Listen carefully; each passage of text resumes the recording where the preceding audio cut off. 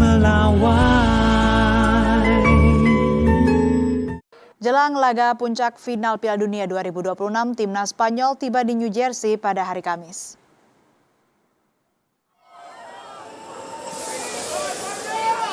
Timnas Spanyol akan bertemu timnas Argentina di Stadion MetLife pada hari Minggu.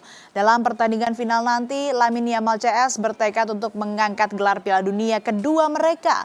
Sementara Argentina ingin menjadi negara pertama yang mempertahankan trofi.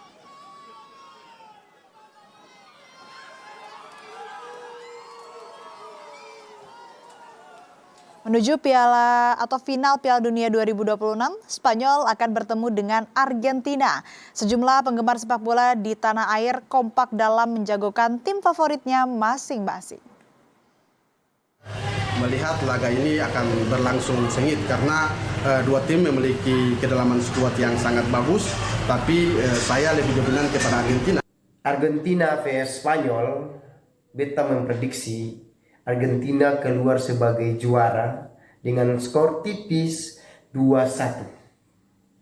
Vamos Argentina. Solid antar lini dan posisi pertahanan yang kuat. Ini bisa diprediksi di laga final nanti Spanyol bisa menaklukkan Argentina dengan skor tipis 2-1.